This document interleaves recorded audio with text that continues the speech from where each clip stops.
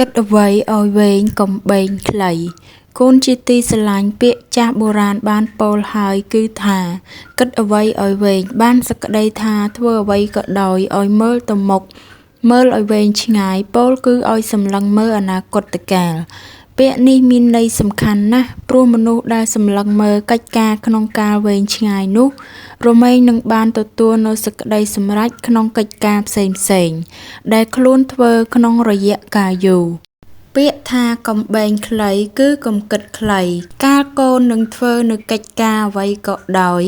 កូនត្រូវសម្លឹងឲ្យវែងឆ្ងាយដូចពាក្យថាបិទភ្នែកឲ្យជិតសម្លឹងឲ្យឆ្ងាយ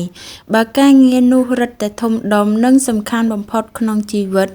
កូនត្រូវតែគិតឲ្យវែងឆ្ងាយជាទីបំផុតផងដែរហើយត្រូវមានស្មារតីរក្សាឲ្យខ្ជាប់ខ្ជួនកូនមានគិតឃើញទេថាមានការងារខ្លះមានតម្លៃជាងជីវិតរបស់យើងរាប់ដងមិនអស់ទៅទៀតជាមួយនឹងការងារកូនត្រូវចាំទុកថា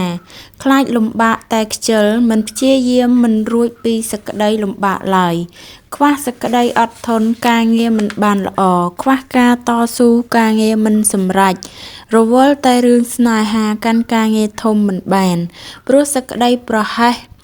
ការងារដែលចេះស្ទាត់ហើយនោះត្រឡប់ទៅជាទទួលបរាជ័យដោយបុគ្គលល្ងងខ្លៅរស់នៅដើម្បីធ្វើការមិនមែនធ្វើការដើម្បីត្រឹមតែរស់នោះទេមិនមានអ្នកណាគាំទ្រយើងឲ្យខ្ពង់ខ្ពស់ក្រៅអំពីខ្លួនឯងដែលគោរពនៅការងាររបស់ខ្លួននោះឡើយកុំជាមនុស្សពិការទាំងដែលមាននៅអវយជីវៈគ្រប់គ្រាន់ឲ្យសោះការងារអាក្រក់នាំទៅរកភាពងងឹតឯការងារល្អនាំទៅរកភពភ្លឺស្វាង